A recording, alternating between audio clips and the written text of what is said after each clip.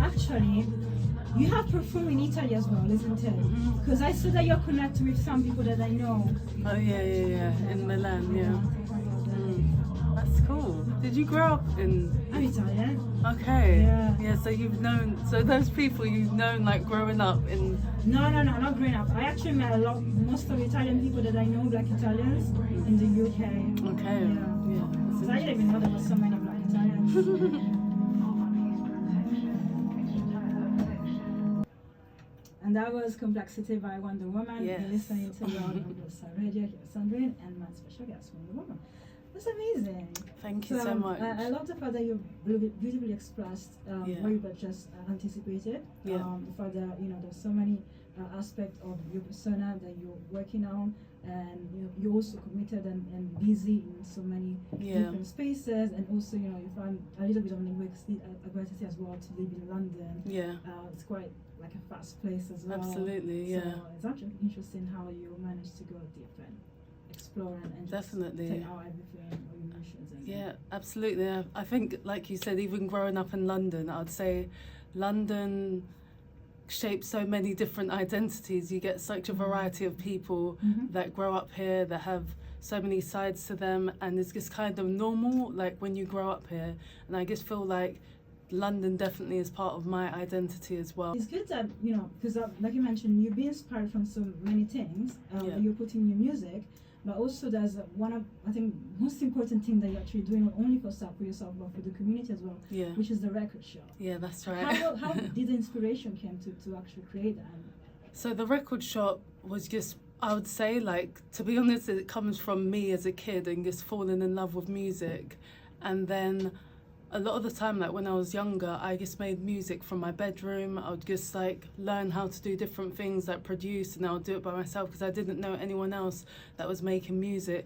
So it was just kind of like an independent sort of journey. And then as I grew up, I did have the opportunity to take part in different like youth programs and meet other young people that were into music. And also, I think at the same time, I was doing some work as a youth worker and teaching assistant, and I got a lot of insight into like music and being able to pursue that, but also meeting other people, other young people, and learning how these things were so important, like providing platforms and giving opportunities. Yes. And because it's inside the mall, basically it's a place where artists can cultivate their talents, express themselves, organize a bunch of events, so many things going on. And it's a space where, like I said, young people can also be empowered and also grow up in your music, music journey, or any kind of creative aspect as well. There's so many things to it. Like I feel like music births so many other avenues as well. So we use music as a tool to build confidence, for socializing, bringing the community together. It can be entertainment, it can be therapeutic, it's self-expression. So music is at the heart of it, but there's so many other things that go on. Then the mayor wrote a letter to me, the mayor of London wrote a letter to me last year, and I think it was after like my festival that I done, and that was surprising, but it was so like, it just meant so much to me. So that was really such a good look. And to be honest, like the Mayor of London has supported the record shop in various ways, so I'm happy that like that's still our Mayor of London. I believe that that's happened because the record shop, and not only that, you as a person as well, you're really impactful and you're really empowering a lot of young. Remember when you first started, it was a small thing, it was a small project. I remember when that once, just to have like I actually remember you. No. Was that the first time we met? Yes. That's crazy. I do remember you. It was kind of, I put two and two together, but I did remember you. It was tiny, and look at you now. From your vision to actually a project that is doing great things, and you're using your passion and also you're inspiring so many young people. Yeah, thank you so much. It's like, honestly, when you're so deep in it, you don't even look at what's happening around you. So it's nice to hear it from someone else. Like, it's much appreciated. Thank you. No, I'm really happy, and I'm really proud of you. Keep on doing that, WondRWomN. Yeah. Which is, you didn't pick this name by accident. There's actually a reason for that. Would you like to explain to our listeners? You said to me that you know why it is. I'm curious. Why do you? No, I remember when you first when you came last time, that you told me that the reason behind this is because you don't limit to yourself. So you have like a lot of goals and things that you wanted to do. So it's like, you know, the superhero WondRWomN. So that's where your inspiration is coming from. Limits. Definitely, I remember. Yeah, pretty much. I remember, like, so it first started off as Wonder Kid. Yes. So this was when I was younger.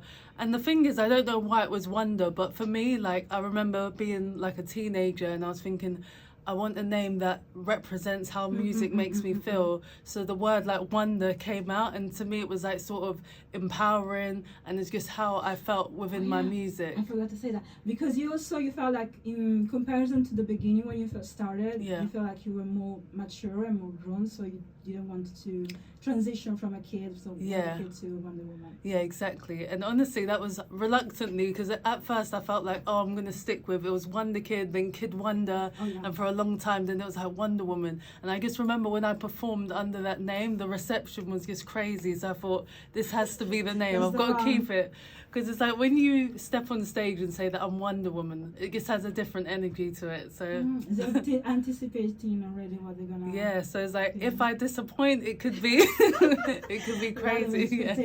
Yes, that's true. It motivates me. But are you also constantly working? You kind of mentioned earlier that obviously you just released your song Complexities, that was released 2 days ago. In the meantime, you're also fresh from performance last couple of weeks ago, last week. I think I've done, I lose count sometimes, but I've been doing a few like DJing gigs.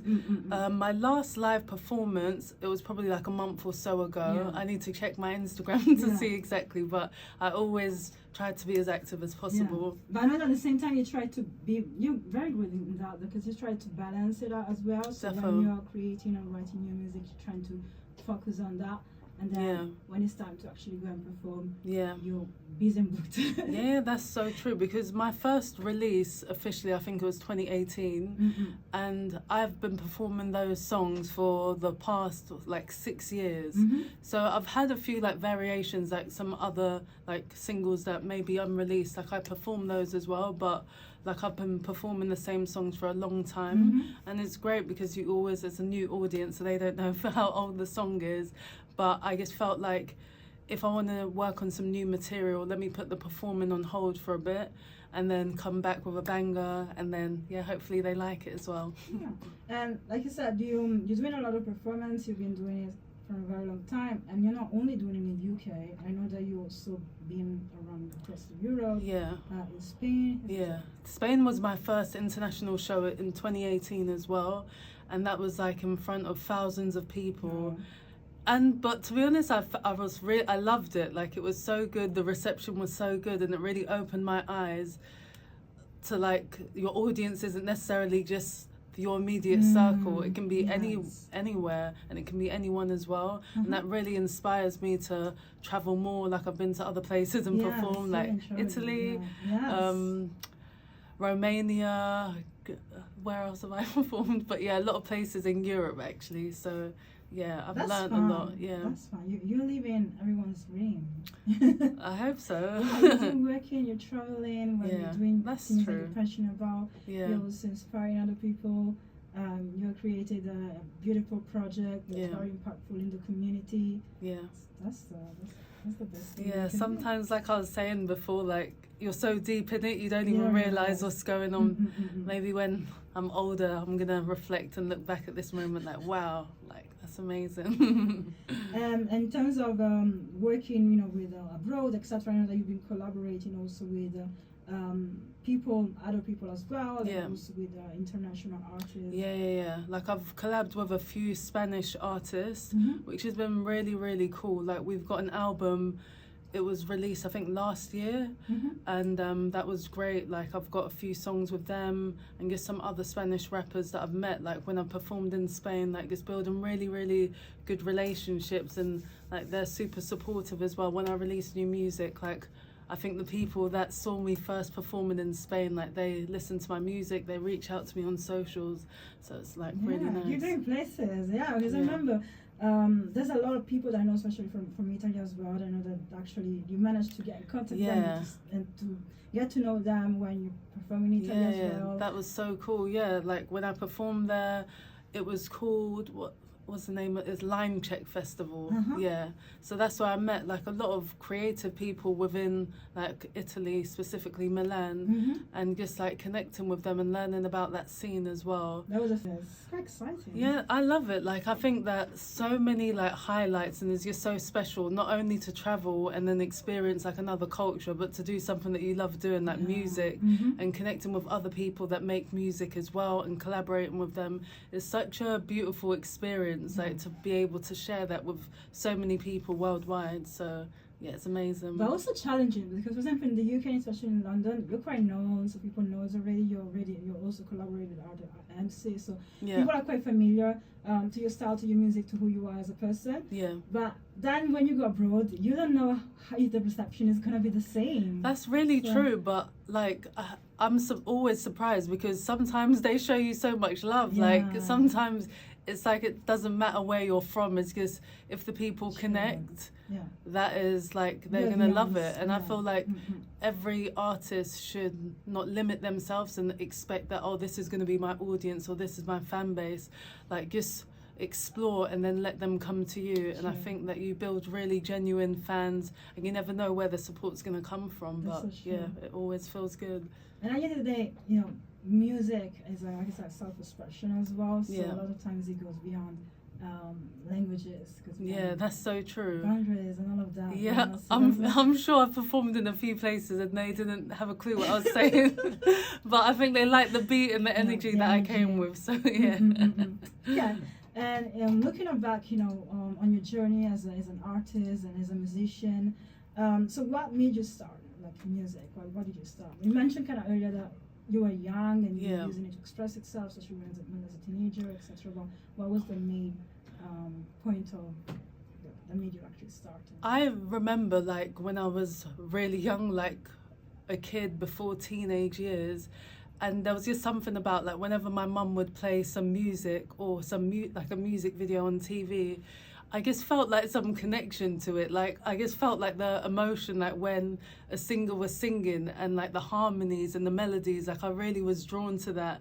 And I wanted to create my own thing, but I didn't know what that was. And I just feel like that thing that I experienced at a young age is the same thing that when I hear music is what, like, I add in my music when I'm creating new songs, and what I also connect with when I listen to music anyway. And then following that, it was just kind of growing up, like, I think like the start of like secondary school, and just feeling like this was my outlet. This was where I felt comfortable with expressing myself. And I always loved words. Like, I liked poetry, English, literature, language. I was really like, those were my top subjects. And then just kind of everything that I learned within that, applying that to my writing, poems, songs, raps. Did you, when you look at you now, did you imagine that you would get that far in music? I always had the imagination, like when I was making like all of these like songs when I was really young and everything, I always imagined this, but how it was going to happen, I had no clue. And if it could really happen, I had no clue as well. So it's just really like amazing that when I reflect at some like times now, and I really just make that connection, like, oh, this is what I've always wanted to do. This was my dream, and it's actually happened. So yeah, it's beautiful. Because they're a dreamer, but you're also visionary. So you're very organized. That's true. Have goals, big goals, and you know absolutely. What you're doing. Yeah. And I know that now also not only music, but also in the other project that you have, you have built a team as well. Yeah. Because you are doing everything on your own. Yeah, pretty every much. Day. Yeah, every day. Like, and the thing is that now we've got a team of about like 15 volunteers. So shout out all the rec shop volunteers, everyone that gives up their time to like make it happen pretty much. And yeah, I started this independently.